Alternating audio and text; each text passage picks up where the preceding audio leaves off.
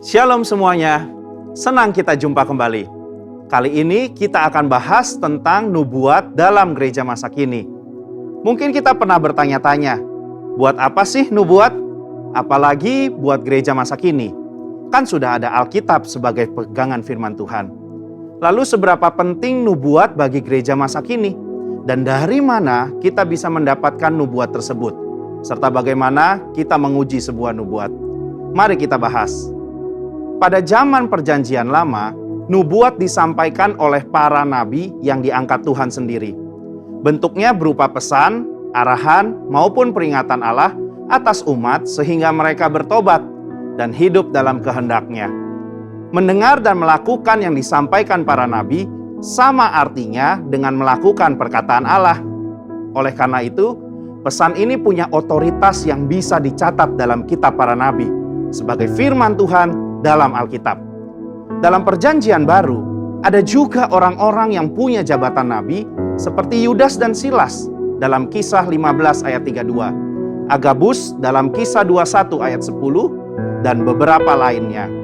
Tapi, bobot pesan yang disampaikan oleh nabi Perjanjian Baru berbeda dengan nabi Perjanjian Lama. Pada zaman Perjanjian Baru, Tuhan justru memilih dan mengutus para rasul sebagai media untuk menyampaikan pesan dan perkataannya. Pesan ini mendapat otoritas yang sama seperti nabi-nabi dalam Perjanjian Lama, sehingga apa yang mereka sampaikan punya nilai dan bobot kanon yang bisa dimasukkan sebagai firman Tuhan dalam Alkitab. Pada zaman ini, Allah memberikan jabatan dan karunia untuk bernubuat kepada umat pilihan-Nya, sehingga kita tetap bisa mendengar dan mendapatkan nubuat. 1 Korintus 12 ayat 27-28 menjelaskan bahwa kita adalah tubuh Kristus dan masing-masing anggotanya mendapatkan karunia khusus dari Tuhan, baik sebagai rasul, nabi, pengajar, dan seterusnya. Biasanya orang dengan jabatan nabi dan karunia bernubuat akan punya kemampuan untuk menangkap dan menyampaikan pesan berupa arahan, peringatan, maupun hal-hal khusus dari Tuhan, dan sifatnya pernyataan spontan. Kata pernyataan dalam 1 Korintus 14 ayat 37 berasal dari kata apokalipto, yang berarti penyingkapan. Berkenaan dengan hal tersebut, ada 5 poin penting yang harus diperhatikan. Pertama, pernyataan datang secara spontan, bukan sesuatu yang dibuat-buat karena ada pemikiran atau persiapan sebelumnya. 2, pernyataan datang secara pribadi kepada seseorang, bukan sesuatu yang timbul karena adanya situasi atau fenomena yang diketahui semua orang. 3, pernyataan datang dari Tuhan melalui Roh Kudus, bukan dari pikiran maupun kehendak pribadi. 4, pernyataan memberikan pengertian terhadap cara Tuhan memandang. Dan 5, pernyataan dapat dikenali sebagai sebuah pesan Tuhan oleh para nabi. Akan tetapi, karunia bernubuat yang dimiliki oleh nabi dalam Perjanjian Baru dan gereja zaman ini berbeda dengan nabi zaman Perjanjian Lama. Karena mereka tidak memiliki otoritas yang setara dengan para rasul. Hal ini terlihat ketika dengan tegas Paulus berkata bahwa para nabi harus tunduk kepada dia sebagai rasul yang memiliki otoritas menyampaikan perkataan Tuhan.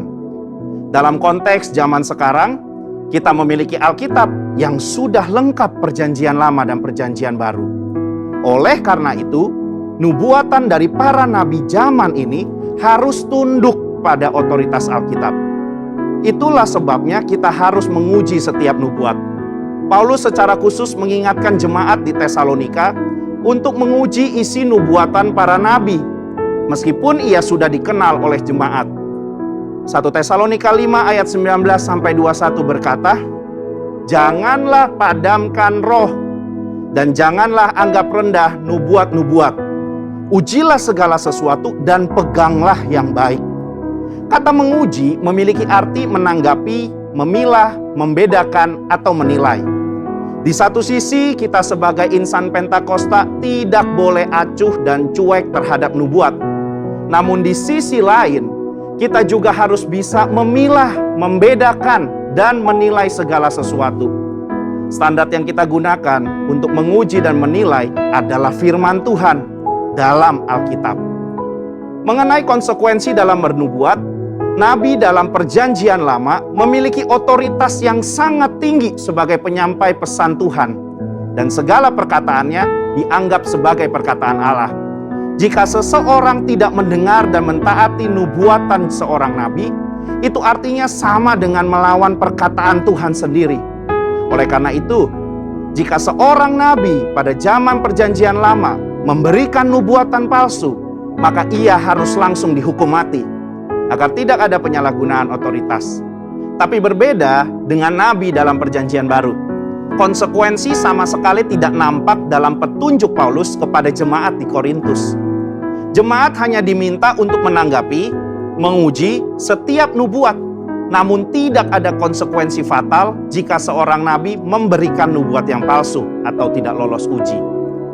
Perbedaan ini terjadi karena nabi dan nubuatan mereka dalam Perjanjian Baru tidak memiliki otoritas yang sama dengan nabi dan nubuatan dalam Perjanjian Lama.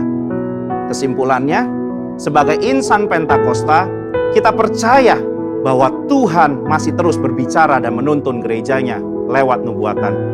Pada zaman Perjanjian Baru, nubuat merupakan salah satu karunia Roh dan salah satu cara Tuhan untuk menyampaikan pesan berupa arahan, peringatan, dan hal-hal khusus kepada umatnya hingga saat ini.